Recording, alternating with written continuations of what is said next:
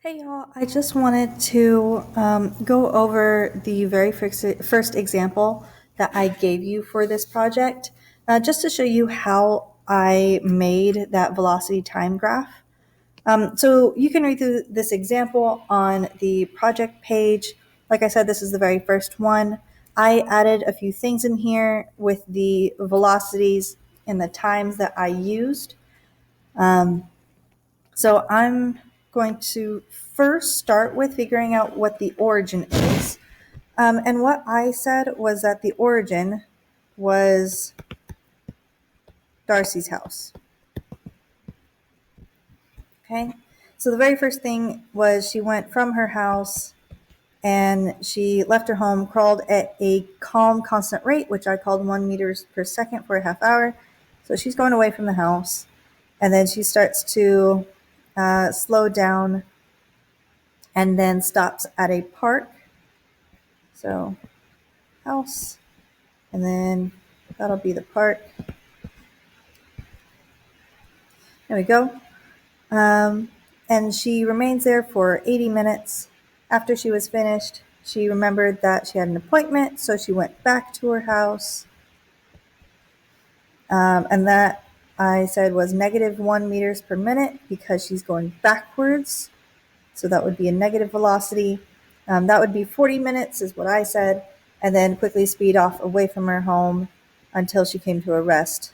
And her walking to her friend's house would be 20 minutes. So to actually graph this, I'm going to start with the graph. It looks something like that. I'll extend it if I need to. But at the very beginning, she's walking away at a calm, constant pace, which I called 1 meters per minute. So let's call that 1. We've got velocity on this side, which is in meters per minute. We've got time over here, which is in minutes. So she's walking at 1 meter per minute for a half hour. So for 30 minutes, it's a constant rate, so it's a horizontal line all the way over to 30 minutes. Then slowed down to a stop, and I said that took 10 minutes. So there we go. Another 10 minutes would be at 40. So from where I left off, she's slowing down, so it's going to be a negative slope like that. Her velocity is getting smaller and smaller. It goes down to 0 because she stopped. And it's at a bench for 80 minutes. So if I add 80 minutes onto the 40, I'll just put it there. That's going to be 120. And that entire time, she's just sitting there, so her velocity is 0.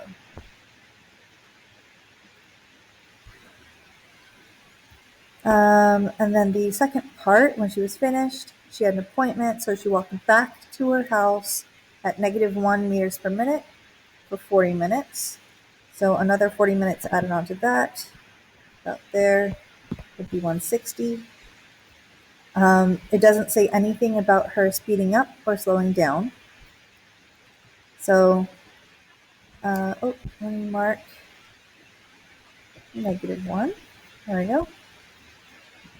And then it drops straight down to -1 and goes straight across because it's a constant speed again.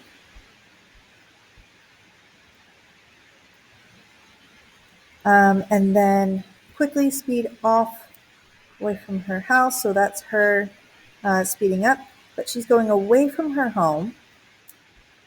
So that means the velocity is going to be positive again, because that's what we said was the positive direction, was away from the house.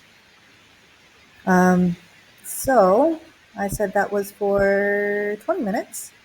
So another 20 minutes would give us 180. And we don't know what velocity she ended up at. All we know is that she's speeding up away from the house, so it jumps back up and has some kind of positive slope. And then from here, if you were trying to find the acceleration, remember acceleration is just your final velocity minus your your initial velocity divided by time is your acceleration. So any of the horizontal bits, you know that acceleration is going to equal 0. Those are nice and easy. So you just have to worry about any slopes. I'm going to assume it didn't say, I didn't make it any particular ones, but I'm just going to make it 1 meter per minute, approximately there. To make it nice and easy for myself, might as well use nice numbers. Then, for this first part here, my final velocity was 0. My initial velocity, I said, was 1. And then divide by, that's a 1. Oh my goodness. 1. There we go. And divide by the time. So from 30 to 40, that's 10 minutes. So I've got -1 divided by 10. So my acceleration, you can leave it as that fraction, or you can say it's -0.1.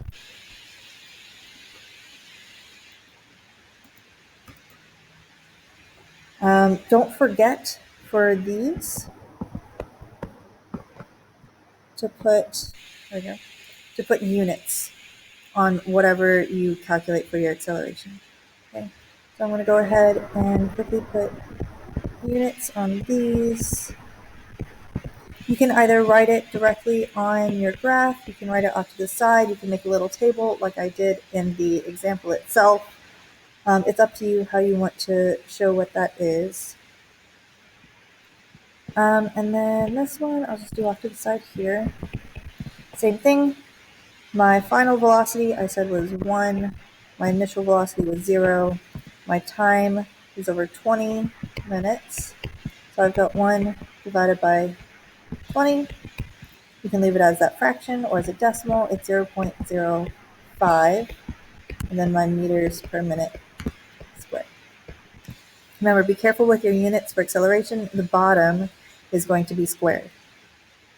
Okay, so that's all you have to do for once you have your story. Make sure you've got numbers in here for times and velocities. Pick an origin and which direction is positive and negative. I said away from the house is positive. And then just do one section at a time. Each velocity, make sure the graph connects. The